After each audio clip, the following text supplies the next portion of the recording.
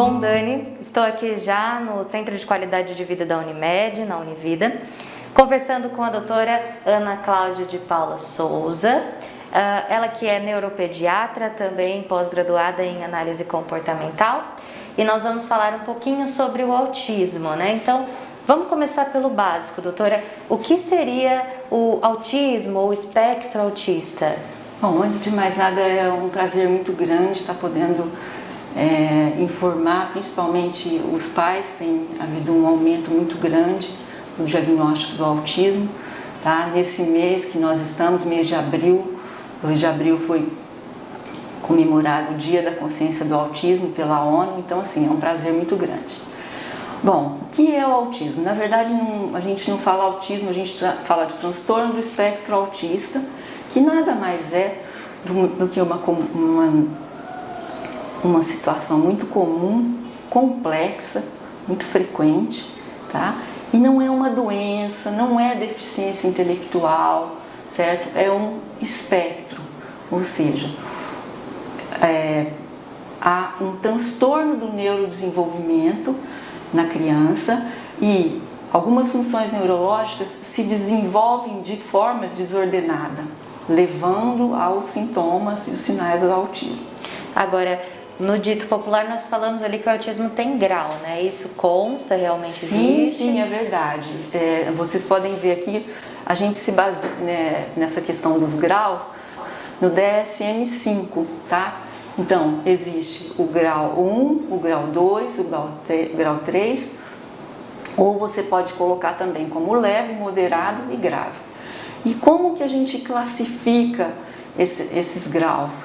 Dependendo do contato social que o paciente ou a criança tem, das dificuldades que ele tem de manter as atividades diárias, de participar de uma escola, de trabalhar, de ter uma vida independente, tá? Então, assim, é muito importante que, assim que os pais ou os acompanhantes tem uma dúvida se é autista ou não, levar para ver, porque quanto mais cedo começar o tratamento, melhor vai ser. A gente não quer que tenhamos um monte de autista grave, não, a gente quer que o leve e que pode estar aqui socializando com a gente, trabalhando, exercendo um papel na sociedade. E o quão cedo pode ser esse diagnóstico? Como os pais podem reparar o comportamento da criança? Então, o diagnóstico ele é feito correto realmente na primeira infância, de poucos meses até 3 anos da idade, porque ali estão os marcos do desenvolvimento. Por exemplo, uma criança de 4 meses, a mãe está amamentando a criança, ela tem um olhar para a criança olha para ela, a criança segue o olhar da mãe, a criança entende que a mãe está falando, ela já reconhece a voz. Às vezes o pai chega do trabalho aqui atrás da mãe e ela reconhece o pai, ela vira para o pai. Então, se a criança não tem esse olhar para a mãe, se a criança não tem esse contato com a mãe, é um dos primeiros contatos. Você já acende, vamos dizer assim, a luz vermelha, que você tem que prestar atenção.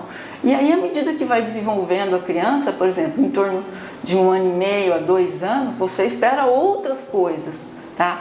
Que a criança tenha um repertório de palavras, mamã, papá, que ela aponte, que ela responda ao ser questionada pelo nome, que ela aponte partes do corpo, tá? Que ela tenha um contato, um compartilhamento, vamos dizer assim, de face e fala com uma outra pessoa, ou brincar, tá? E muitas crianças você chega e você chama ele pelo nome, é a mesma coisa que se você não tivesse chamado. Ele está ali no dele, ele não olha, você pergunta, cadê sua mãe? Ele não olha nem para a mãe, tá? Então, são sinais que você já deve ficar aí atento e procurar ajuda. Procurar sempre ajuda. Tá? A gente até tem aqui alguns outros sintomas, né? Uma necessidade de rotina excessiva, isso acho que é um dos principais, né? O que é muito importante, assim, pro diagnóstico, é um diagnóstico clínico, não existe exame, tá? Então você tem que se basear pelo comportamento, uma dificuldade social muito intensa dificuldade do contato verbal com não verbal, ele não tem empatia, ele tem um excessivo apego a rotinas, excessivo apego a determinados assuntos, ele apresenta movimentos repetitivos, que são as chamadas estereotipias, tá? Que são balançar de mãos, que a gente chama de flapping, tá? Balançar de mãos ou de pés. Ele tem uma sensibilidade aí a barulhos, a toque. Existe também a possibilidade da sensibilidade alimentar. São crianças que gostam só de comer arroz ou só de comer batatinha. Só come aquilo. Se mudar alguma coisa, não come realmente. E os pais procuram a gente com preocupação. Então, percebeu aí alguma coisa nesse sentido? Por favor, procurem a gente. Pois é. E aqui, inclusive, nós estamos aqui com esse banner que eu apontei, que fala sobre o Programa Especial Autista, que temos aqui na Univida de Araraquara, né? Então, como funciona esse programa? Por que ele foi desenvolvido?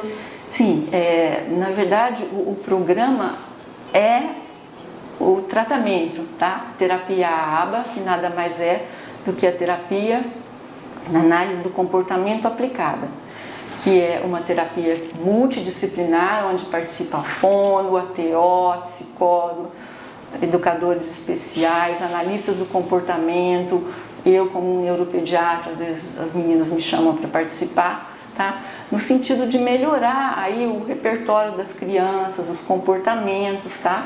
Para que, no caso a fono, para que ela melhore a fala, porque a fala dessas crianças é muito atrasada, né? É bem afetada. E o nosso método aqui, usado nesse programa, é terapia ABA 100%. Existe o ABA naturalista, que a gente usa com as crianças menores de meses, tá? E o ABA clássico com crianças maiores. Nós temos, esse programa foi criado, é interessante inclusive falar para vocês, que é um programa piloto na região, tá? Foi criado em 2017, setembro, outubro de 2017, começou com 30 crianças e atualmente nós temos 190 pacientes, de 11 meses a 20 anos. E assim, a evolução tem sido muito gratificante. Eu fico aqui com o pessoal, mas às vezes a gente atende no consultório, depois você pede para voltar ao paciente e é outro, e é uma alegria, a alegria dos pais de ver que a criança muda o repertório, desenvolveu, é muito gratificante. Bacana. Antes da gente encerrar, doutora, eu vou pedir para você contar uma curiosidade sobre o símbolo, né? Nós estamos no mês azul, no mês para discussões sobre o autismo, e o símbolo tem um significado bacana. Sim, o símbolo é muito interessante, esse significado. Realmente, vocês podem perceber que no símbolo existe uma quantidade muito maior de quebra-cabeça azul, tá? O que isso quer dizer? O autista, ele é prevalente nos meninos, de cada 4 meninos para uma menina, tá? Por quê? O que mais hoje tem se considerado como causa do autista é a genética, tá? Com 81% de hereditariedade e o resto ambiental, por exemplo, anóxia neonatal, mães que usam drogas, prematuridade e assim por diante. E uma outra questão também é simbolizar o que o autista tem de dificuldade para ver o mundo. Para ele é um quebra-cabeça o nosso mundo, tá? Então realmente é muito interessante essa fita. Pois é. Eu te agradeço, doutora, por ter participado com a gente, ter topado dar essa entrevista, falar um pouco sobre esse assunto tão importante, debatido nesse mês de abril.